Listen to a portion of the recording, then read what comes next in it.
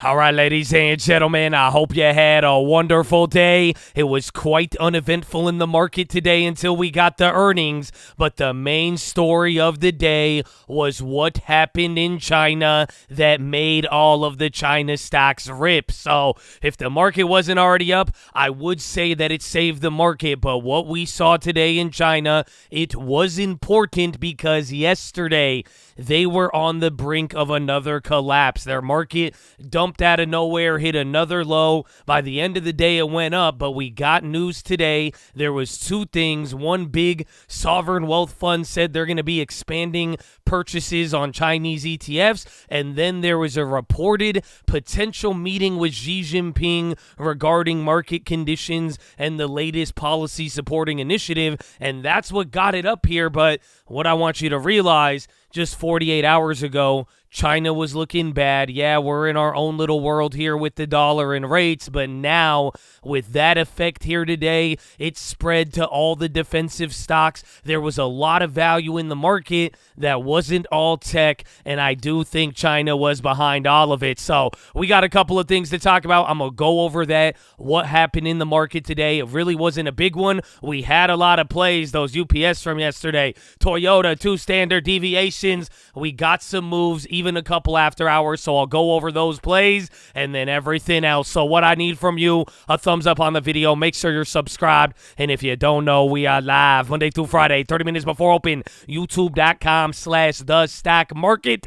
We will see you there in the morning, baby. Run it. Working to the couch, it's a 2020 election. Live in the hills, but I still get a spread. Started with a live, but I still reinvest it. Feel how I feel, then you feel like a blessing. I just want the lesson, I just want protection. I'm up and I'm down, but they sound like progression. Farmer never plans if he waits for perfection. Finger to the down, hold it. But right off the bat, like I told you, it was very uneventful today. I really think nothing happened, and if you go and read all the headlines you were watching all throughout the day, everybody was calling today stabilization. The rates didn't go higher. Yes, the yields went lower. Stocks and data, they didn't move much, and the market just danced around even till we got these earnings. It's not like there was a giant earnings effect, but a couple of individual names did make some big moves. The biggest news of the day was China, and one of the big observations that I already told you was how it affected a lot of the defensive stocks. But you need to understand, China was just on the cusp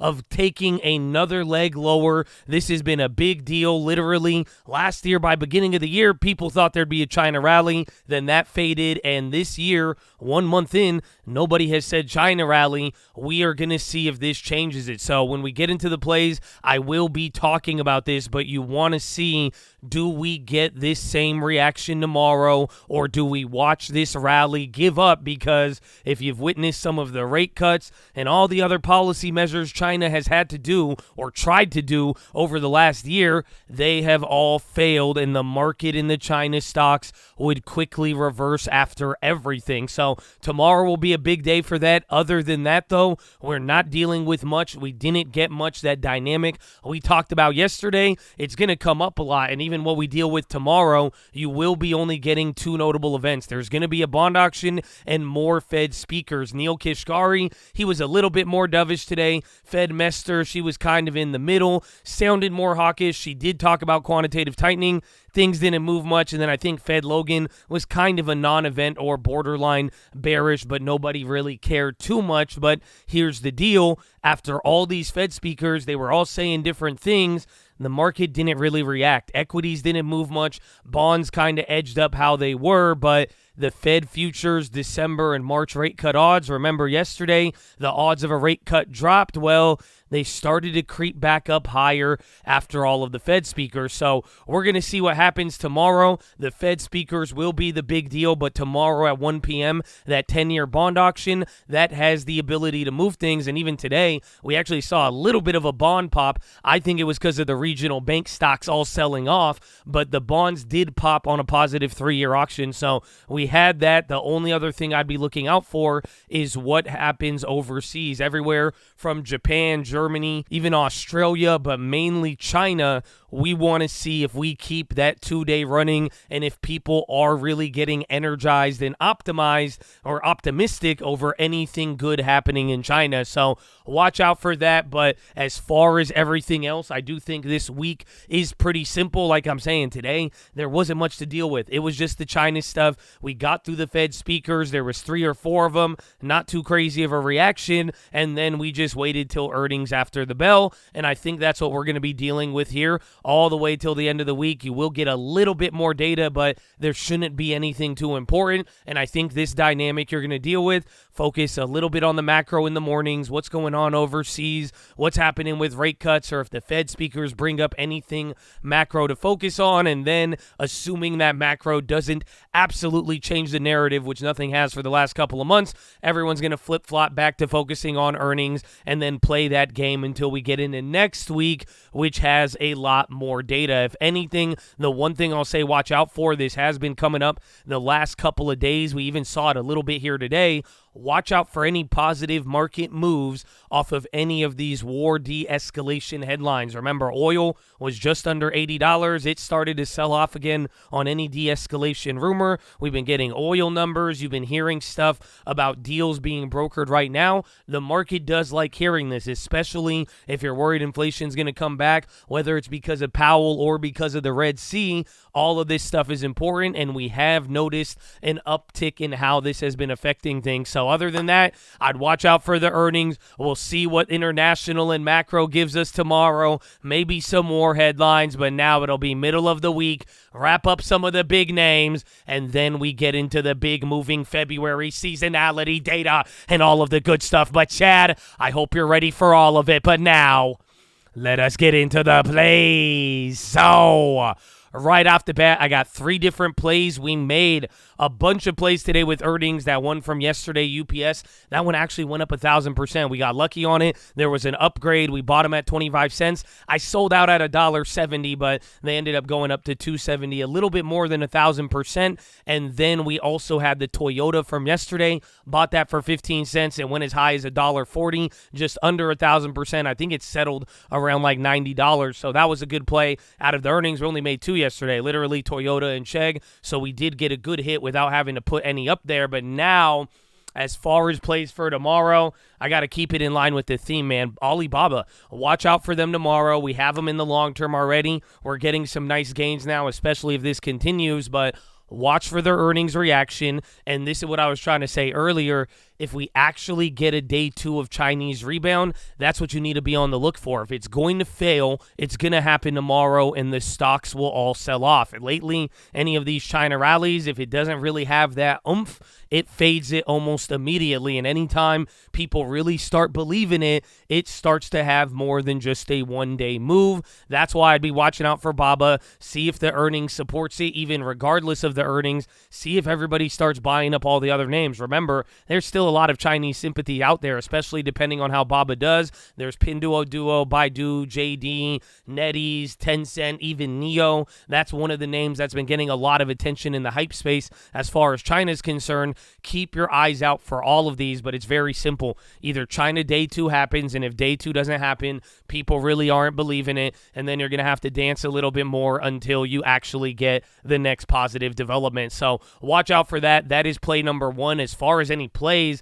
I don't think I did anything, or I think I only grabbed the puts on Alibaba. Yeah, the calls were really expensive after today, so I even did the same thing with Snapchat. Even though I love Snapchat, we did do an earnings play on Snap, 2 standard deviations. I did that with Baba here because they were a little further out for like 17 cents. All the other calls were up like 400 or 500%. I said get some small exposure. If it does give up, and it has known to do that on some of these rallies, we could at least get a little bit of option gain. So that's the only play I have. We'll see how that plays out tomorrow, but that is play number 1. Then play number 2, this was another earnings play, and the last time I did one early, I did give it to you on the watch list. I do believe that one hit today. We'll have to see where it opens, but that last play was Fortinet. If you remember, we brought that up early. I said I wanted to go early yesterday. It found a way to get a gain. Same thing I'm doing here with ARM. They report on Thursday. I thought I would go a little earlier, and I increased size so that if it does run up, I could just sell out out one of them and hold the earnings play for free.